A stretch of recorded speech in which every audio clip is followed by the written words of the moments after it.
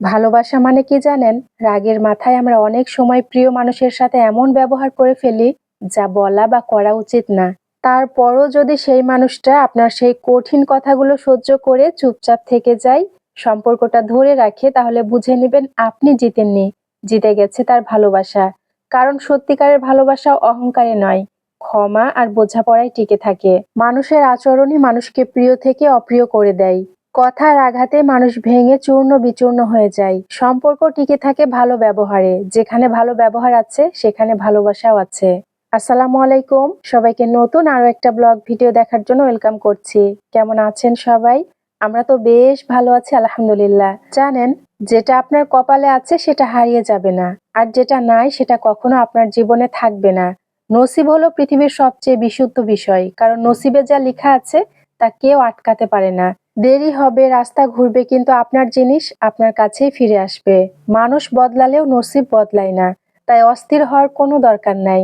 নিজের কাজ করুন, ধৈর্য ধরুন, কারণ নসিব কখনো ভুল করে না, শুধু সঠিক সময়ের জন্য অপেক্ষা করে। যা আপনার না তা আপনার হবে না কখনো, আর যা আপনার তা পুরো পৃথিবী ঘুরে হলেও আপনার কাছেই ফিরে আসবে। আমরা তো এই পৃথিবী ছেড়ে একদিন বিদায় নিব, তাই না? তাহলে যে কয়টা দিন বেঁচে আছি মানুষের সাথে এমন ভাবে মেলামেশা করুন, মানুষকে এমন ভাবে রেসপেক্ট করুন, মানুষের সাথে এমন ভাবে ভালো ব্যবহার করুন, যাতে আপনি মারা গেলে মানুষ এইটা না বলে যে একজন মানুষ মারা গিয়েছে, বরং এইটা বলে যে একজন ভালো মানুষ আমাদের ছেড়ে চলে গিয়েছেন। কারণ আপনি মরে গেলে আপনার জীবন তো শেষ হয়ে যায়, কিন্তু আপনার ব্যবহার, আপনার আচার আচরণ মানুষের মতে স্মৃতি হয়ে থেকে যায়। কখনো অহংকার করেন না, বিনয়ী হন। যে যত বিনয়ী সে আল্লাহর কাছে তত বেশি সম্মানীয়, এবং দুনিয়াতেও বিনয়ী মানুষকে মানুষ পছন্দ করে। খেয়াল করে দেখবেন আপনার আশেপাশেও তো অনেক মানুষ আছে। ভাই, অহংকার কেন করেন? আপনার শরীরের চামড়ার নিচে যে রক্ত মাংস গোস্ত আছে, আমারও তো সেম ঠিক একই জিনিস আছে, তাই না? সুতরাং বিনয়ী এটা হচ্ছে মমিনের অলংকার, আর অহংকার এটা হচ্ছে মুনাফিক বেঈমানদের অলংকার। তো আমি কিন্তু আজকে আপনাদের সাথে শুক্রবারের ব্লগটাই শেয়ার করছি। ভিডিওটা আপলোড দিতে অনেকটাই দেরি হয়ে গেল। আসলে শরীর তো আর সবসময় একরকম থাকে না। শুক্রবারের দিন সকালবেলা আমি নাস্তা বানাচ্ছিলাম, আর আকিবের বাবা স্বপ্নতে চলে গিয়েছিল টুকটাক বাজার করার জন্য।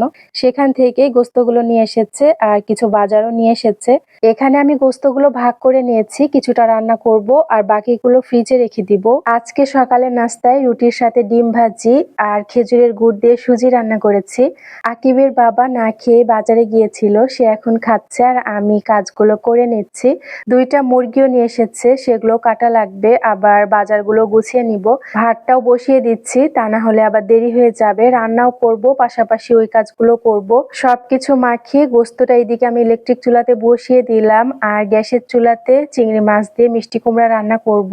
আচ্ছা, এই মাসে আমার বিদ্যুৎ বিল অনেক বেশি এসেছে, মানে ২৯০০ টাকার মতো বিল এসেছে আর কি। তো কার কেমন বিল এসেছে একটু জানাবেন তো, নাকি আমারই শুধু বেশি এসেছে, আমি বুঝতে পারছি না।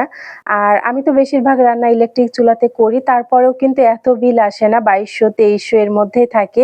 এ মাসে অনেক বেশি এসেছে, বুঝতে পারছি না কি জন্য। ওইদিকে রান্নাও হচ্ছে, পাশাপাশি আমি বাজারও গুছিয়ে নিচ্ছি। একা মানুষ যে কাজটা করি সেটা হয়, আর যেটা পারি না সেটা পড়েই থাকে। তো আকিবের বাবা আবার নাস্তা করে তারপর আকিবের চুলগুলো কেটে দিচ্ছে। ওর চুলটা অনেক বেশি বড় হয়ে গিয়েছে, আর প্রচুর পরিমাণে গরমও পড়ছে। বাসাতেই কিন্তু বাচ্চাদের চুল ওর বাবাই কেটে দেয়। ছোটজন তো কাটতেই চায় না, অনেক ধরে বুঝিয়ে সুঝিয়ে তারপরে কাটতে হয়। কিন্তু বড়জন মাশাআল্লাহ এখন অনেকটাই বুঝে গিয়েছে, তাকে নিয়ে খুব একটা বেশি সমস্যা হয় না। আপনি যদি কাজে বরকত চান তাহলে আপনাকে ছোট্ট একটা কাজ করতে হবে, আর ছোট্ট এই কাজটা হচ্ছে আপনাকে খুব সকালে ঘুম থেকে উঠতে হবে, তারপরে কাজ শুরু করতে হবে। তাহলে আপনি কাজে বরকত পাবেন। রাতে তাড়াতাড়ি ঘুমিয়ে যাওয়ার চেষ্টা করবেন আর খুব সকালে উঠবেন, কারণ সকালের কাজের মধ্যে অনেক বেশি বরকত রয়েছে। রাসূলুল্লাহ সাল্লাল্লাহু আলাইহি সাল্লাম বলেছেন, আল্লাহ যেহেতু সকালের কাজে অনেক বেশি বরকত দিয়েছেন, সেহেতু আমাদের জন্য এটাই ঠিক। এই সময়টা কোনোভাবেই ঘুমিয়ে নষ্ট করা যাবে না। এটা হচ্ছে বরকতের সময়। এই বরকতের সময়টাকে আমাদের কাজে লাগাতে হবে। আমি যেহেতু একা হাতে কাজ করি, রাতে ঘুমাতে ঘুমাতে আমার কিন্তু অনেক বেশি দেরি হয়ে যায় সমস্ত কাজ শেষ করে। তবে আমি খুব করে চেষ্টা করছি রুটিনটা চেঞ্জ করার জন্য। সকালে খুব তাড়াতাড়ি উঠি, রাতে ঘুম হোক কিংবা না হোক, কিন্তু রাতে দেখা যায় ঘুমাতে ঘুমাতে আমার অনেক দেরি হয়ে যায়। আর পর্যাপ্ত পরিমাণে ঘুম না হলে শরীরটাও কিন্তু ঠিক থাকে না। আর সেরকমভাবে কাজগুলো করতে ভালো লাগে না। কাজে অমনোযোগী হয়ে যাই। তারপরেও আসলে ওইভাবে কাজগুলো করি।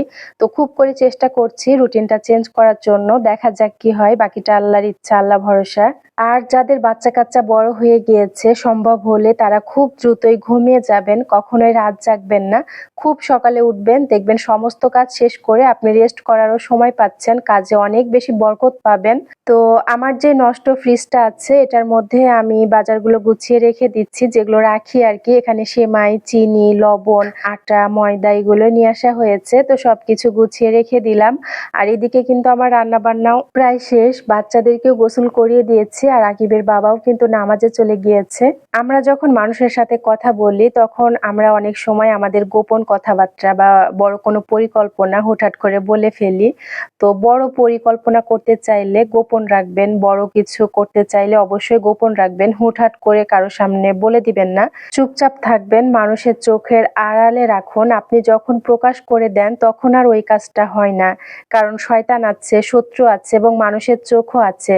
দেখুন, স্বপ্ন, পরিকল্পনা সবসময় নিজের মধ্যেই গোপন রাখতে হয়। নিজেদের গোপন বিষয়গুলো না মানুষের সামনে বলা উচিত না। রাসূলুল্লাহ সাল্লাল্লাহু আলাইহি সাল্লাম বলেন, পৃথিবীর সব মানুষ মিলে যদি আপনার ক্ষতি করতে চায় তাহলে ঠিক ততটুকুই ক্ষতি করতে পারবে যতটুকু আল্লাহ চায়। তিনি আরো দৃঢ়ভাবে বলেন, পৃথিবীর সমস্ত মানুষ মিলেও যদি আপনার উপকার করতে চায় ততটুকুই আপনার উপকার করতে পারবে যতটুকু আল্লাহ তাআলা চান।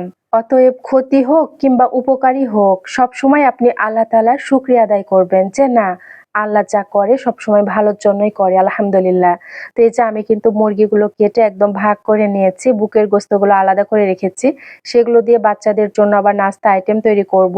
আমরা সবাই তো আল্লাহর প্রিয় হতে চাই, তাই না? তো আল্লাহর প্রিয় হতে হলে বেশি বেশি নফল ইবাদত করবেন, মানে বেশি বেশি কোরআন তেলাওয়াত করবেন, তাহাজ্জুদ নামাজ পড়বেন, নফল নামাজগুলো আদায় করবেন। আর কোরআন তেলাওয়াত মানেই কিন্তু আল্লাহর সাথে কথা বলা। সকাল সন্ধ্যা একটু করে কোরআন তেলাওয়াত করার চেষ্টা করবেন।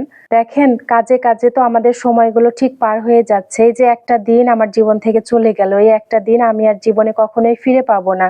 তো আজকে যদি কাজের মধ্যে একটু হলেও আমি কোরআন তেলাওয়াত করতে পারি, নামাজ পড়তে পারি, তাহলে এটা পরকালে আমার অনেক বেশি উপকারে আসবে। দুনিয়ার কাজ তো দুনিয়াতেই থেকে যাবে, দুনিয়ার জিনিস দুনিয়াতেই থেকে যাবে।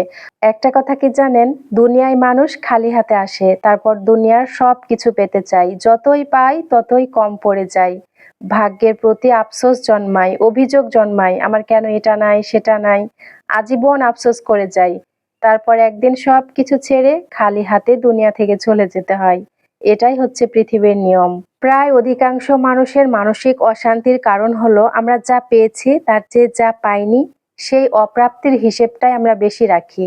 আপনি হয়তো আপনার নিজের সাধারণ জীবন নিয়ে অসন্তুষ্ট, অথচ হাসপাতালে বা ফুটপাতের হাজারো মানুষ এই জীবনটুকু পাওয়ার জন্যই দিন-রাত প্রার্থনা করছে। আচ্ছা, বিকালের দিকে আমি ক্যামেরাটা আবার অন করেছি। এখন প্রায় ৫টার মতো বাজে আর মাগরিবের আজানটা অনেক বেশি দেরিতে হয়। হাতে অনেকটাই সময় থাকে বাচ্চাদেরকে কিছু না কিছু বানিয়ে দেওয়ার জন্য। এই পেঁপেটা ২ থেকে ৩ দিন আগে আকিবের বাবা নিয়ে আসছে। তো যখন নিয়ে আসে তখন থেকে কিন্তু পেঁপেটা অনেক সুন্দর দেখতে। আমি ভেবেছিলাম যে এটা দিয়ে আমি হচ্ছে যে পেঁপের নাড়ু বানাবো। এজন্য পেঁপেটা কেটে নিয়েছি, অর্ধেকটা নিয়েছি, খোসা ছাড়িয়ে নিয়ে এখন আমি এই যে বুকের অংশটা চামচ দিয়ে ফেলে দিচ্ছি। আমার রফিক সোনা না কোনো ধরনের ফল, সবজি এগুলো খেতে চায় না। তো আমি বিভিন্ন ধরনের উপায় বের করি তাকে খাওয়ানোর জন্য। তো তাকে খাওয়ানোর জন্যই আমার এই চেষ্টা। জানি না সে শেষমেশ খাবে কিনা। আমি তো ভাবছিলাম যে খাবে নাকি পরবর্তীতে আবার ফেলে দিতে হয়। তো সবগুলো পেঁপে এর মধ্যে আমি গ্রেট করে নিয়েছি আর এখন সিদ্ধ করে নিব ১০ মিনিটের মতো আরকি। এর বেশি করা যাবে না। না হলে বেশি সিদ্ধ হয়ে গেলে আবার নাড়ু হবে না। মানে হালকা একটু সিদ্ধ করে নিব। ঘড়ি ধরে ১০ মিনিট আরকি। তো এখানে ২ মগ পানি দিয়ে দিচ্ছি আর অল্প একটু লবণ দিয়ে আমি ঢাকনা দিয়ে ঢেকে দিব। বেশিরভাগ সময় নারকেলের নাড়ুটাই বানানো হয়। আমি কিন্তু গাজরের নাড়ু কিংবা এই যে পেঁপের নাড়ু এগুলো খুবই কম বানাই। তবে পেঁপের নাড়ুটা আজকে ১ম বানাচ্ছি। গাজরের নাড়ুটাও মাঝে মাঝে বানানো হয়। তো এর মধ্যে ১০ মিনিট আমার হয়ে গিয়েছে। এখন একটা চালনিতে ঢেলে নিচ্ছি আর এক্সট্রা যে পানিটুকু আছে ওগুলো কিন্তু ঝরে যাবে। তারপরেও আমি আবার একটু চাপ দিয়ে দিয়ে যতটুকু পানি বের করা যায় আমি চেপে ফেলে দিব আরকি। আর এত বেশি গরম পড়া শুরু হয়েছে, রান্নাঘরে কাজ করতে কিন্তু অনেক বেশি কষ্ট হয়ে যাচ্ছে। তারপরেও কিছু করার নাই। রান্না-বান্না সেই সাথে নাস্তা বানানো এগুলো সবই কিন্তু চলছে। কষ্ট হয়ে যাচ্ছে এটাই আরকি। তো এই যে চাপ দিয়ে, দিয়ে যতটুকু পানি বের করা যায় বের করে ফেলছি। আবার কেউ চাইলে একটা পরিষ্কার কাপড়ে ঢেলে তারপরে হাত দিয়ে চিপলেও কিন্তু পানি বের হয়ে যাবে। তো আমি এভাবে করেই বের করে নিয়েছি। আর এখন একটা কড়াইয়ে চিনি দিয়ে দিচ্ছি পরিমাণ মতো। মানে আমার বাচ্চারা কিন্তু একটু মিষ্টির পরিমাণটা বেশি খায়। এজন্য আমি একটু চিনি বেশি করে দিয়ে ক্যারামেল করে নিচ্ছি। খেয়াল রাখতে হবে ক্যারামেলটা যাতে করে পুড়ে না যায়। চিনিটা একটু দানা, দানা থাকা অবস্থাতেই আমি পেঁপেটা এখন দিয়ে দিব। তারপরে অনবরত নাড়াচাড়া করতেই থাকবো। আর সম্পূর্ণ রান্নাটাই কিন্তু চুলার পাশে দাঁড়িয়ে থেকে রান্নাটা করতে হবে। আবার এইদিকে ওইদিকে গেলে দেখা যাবে পুড়া লেগে যাবে। কিছুক্ষণ পর দেখা যাবে পেঁপে থেকে হালকা পানি বের হবে। তো পানিটা শুকিয়ে গেলেই কিন্তু এটা আমি নামিয়ে ফেলবো। আর অফ ক্যামেরায় ২ টা তেজপাতা, এলাচ আর দারচিনি দিয়ে দিয়েছিলাম। আসলে ক্যামেরা অন করতে না সবসময় মনে থাকে না। এখন আমি নামিয়ে নিয়ে একটু নাড়াচাড়া করে ঠান্ডা করে নিচ্ছি। তারপরে এক, এক করে নাড়ুগুলো বানিয়ে নিব। পরবর্তীতে কি হয়েছিল জানেন? নাড়ুগুলো সবাই এত বেশি পছন্দ করেছে মাশাআল্লাহ, আমি তো খুশি হয়ে গিয়েছি। আসলে কোনো কিছু বানানোর পরে সবাই যদি সেটা তৃপ্তি সহকারে খায় তাহলে কিন্তু অনেক বেশি ভালো লাগে। আকিবের বাবা থেকে শুরু করে বাচ্চারাও কিন্তু অনেক বেশি পছন্দ করেছে। ভাবছি পেঁপে নিয়ে আসলে নেক্সট টাইম আবারও নাড়ু বানাবো। তো এক, এক করে এখানে আমি নাড়ুগুলো বানিয়ে নিচ্ছি। আর ওইদিকে কিন্তু বাচ্চাদেরকেও দিয়ে এসেছি কিছুটা। ওরা খাচ্ছে, ওর বাবাও এসেছে। তো আজকের মতো এখানেই বিদায় নিচ্ছি। সবাই সুস্থ থাকার, ভালো থাকার চেষ্টা করবেন আর আমাদের জন্য দোয়া করবেন। দেখা হয়ে যাবে পরবর্তী কোনো ব্লগে। আজকে এ পর্যন্তই। আল্লাহ হাফেজ। আসসালামু আলাইকুম। একটা নাড়ু ভেঙে দেখিয়ে দিচ্ছি যে ভেতরটা কেমন হয়েছে।